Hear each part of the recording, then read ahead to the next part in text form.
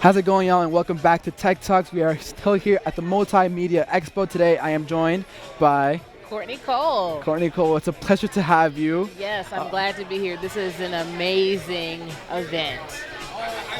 I believe you came by to the studio last year. Yes, and I've been looking forward to this since I left last year because it was amazing to come in and see the TV studio. You all had some great questions. Like to have a TV studio that is pretty remarkable, by the way, even compared to some professional TV studios. To have that access to that kind of studio at this level is amazing. That's really cool. I actually wanted to go further with that.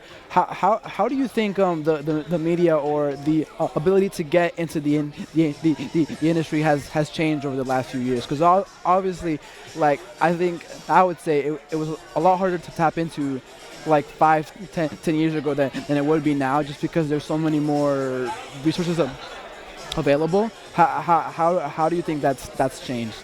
I do think now that it is easier for people to get in the business because there's so many different avenues. So people used to think of media as newspaper, TV, radio, which all of those are still here, but now you have an avenue of social media and just online blogging, video blogging. So there's some non-traditional avenues that allow you to break in and get your foot in the door. For sure. And just to kind of leave your footprint. Even if those traditional avenues are your end goal, you still have a way to start making your mark as you work toward that ultimate goal. But also I think that now that more of our Gen Z and our millennials are in places where we can reach back and help, it has also opened up resources, and opportunities, because I think a lot of us understand how important it is to reach back, because we've had that person that reached back for us. So I think it's a combo of those two things. Yeah, that makes a lot of sense. And I wanted to ask you, how do you think, like you mentioned social media and stuff like that, do you think social media has positively impacted like the media world, the journalism world, or do you think like that, like the opposite, like it's had a negative impact? Well, I think like with everything, you have your pros and cons. For sure. So in some ways, social media has been great because, more people have cut the cord. Everybody doesn't consume media by picking up a newspaper or sitting down at a certain time to watch the news. So it has allowed a lot of younger folks to be able to have access to what's going on in their community, in the state, in the world, hundreds of thousands of miles away, right on their phone. For sure. And there are a lot of mediums on social media that are doing a good job of delivering important information in a less traditional way, right? So it feels less intimidating, but you're still getting good, accurate facts. So on one hand, social media is helping to broaden the amount of people, the audience of people that are receiving the news. On the other hand, but this is like with every profession, you have some folks who are using it for the wrong reason. Sure. Who are on social media acting up and posting things they know are not true. And so, but I'd like to think that every avenue, every outlet, every profession has that good and bad, right? For sure. So I don't think social media is a completely bad thing. I just think we have to be conscious of how we use it and who we choose to get our information from. And I just always tell people, even if you're watching TV or, reading from a source that you think is, credible, it's been around for a long time, I always tell people to look things up on your own. Right? Double check on your own. It's always worth that, whether it's social media, TV, radio, or newspaper. Yeah. One thing my dad always tells me that looking up something up like on the internet will always tell you what you want to hear.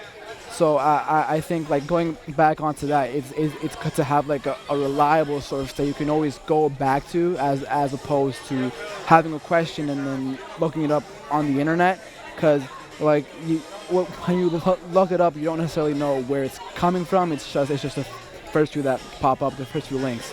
So I think going back to that, it does make lots of sense to have a good, credible source. You know? Yeah, and just being able to, sometimes it takes a little time, but being able to figure out who your credible sources are online, because they're there. Sometimes it just takes a little more digging to figure out, okay, who are those credible sources online? You know, who is telling me where they got their info from, so I can go read the whole study myself. For sure. If I want to. It takes a little longer, but they're there. Makes sense. I wanted to ask you about you pursuing your career in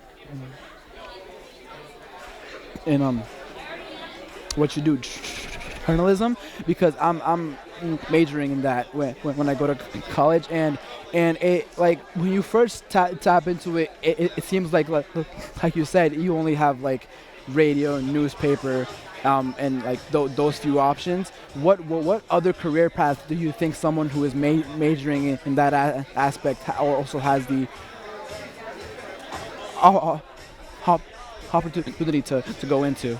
Well, I think the good thing about majoring in or studying broadcast journalism, the skills that you get from that, both in the classroom and on the job, those skills translate to so many things. So that's why it's important to not be afraid of the process, because you know, you think you want to do one thing and then find out you love another thing, and the skills that you obtain along the way as a journalist or journalism major, it really does translate into so many things. It translates into some jobs that you would not have even thought of, but because, you know, as a journalist, we know how important research is. We know how to work on deadlines. We know how to use words well. We know how to talk to people. Right. We know, you know, those are all things that a lot of jobs need and will pay you well for. And also, the skills that you obtain as a journalist allows you, too, to create your own lane confidently.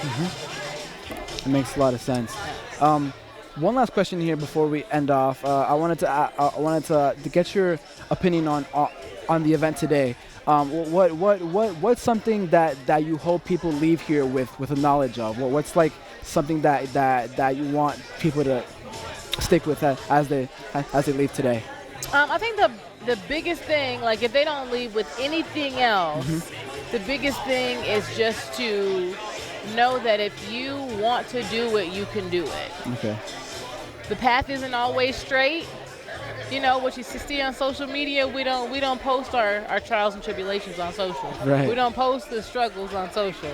So just, if you want to do it, you can do it. You just got to stick with it. It doesn't always look like what you might think it looks like in your head. It might not look like your friend's journey or your cousin's journey, you know, or that random person you admire on social media. It might not look like the journey they're showing, but you can do it. And I always tell people, when people tell you that you can't do something, that's because they haven't been able to do it. That doesn't have anything to do with you. Right. So that's their testimony. It doesn't have to be yours. Yeah, no, I agree.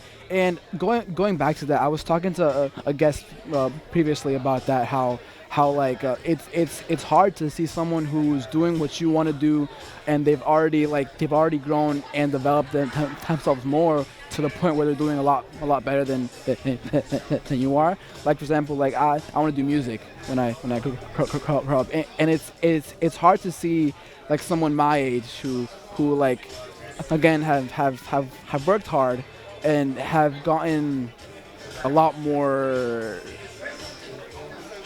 I would say, success maybe out of what they do, and seeing myself and seeing that I'm like, we're in the same ages and being like, wow, like they're doing a lot better. But obviously, like it takes certain amounts of time for different people. We're not all gonna take that same journey, and obviously, like it's hard to admit that, but obviously, like, it's something that you have to acknowledge to be able to grow and move forward, move further. And that's something that we all do. Like, if we're being honest, like we have all compared ourselves to someone else. Yeah. And it can feel cliche, but it's true. Comparison is the killer of joy. So, you know, when you find yourself doing that, you've gotta get locked back in to like what your goal is. Yeah. You've got to think about all the things you've done to get where you are so far. Those are those days where you lean on that mentor, or you lean on that person you met, right? Because you're having a tough day. You need that boost. Those are the days for that. For sure. Because we all do it, and even though we shouldn't, we do. Yeah, no, I agree, and I think that those are very good words to share, because I feel like that's something that everyone goes through. So Absolutely, the fact, whether they admit it or not. Exactly. Well, thank you so much for sharing your words. Thank you so much for watching. We'll keep you guys posted to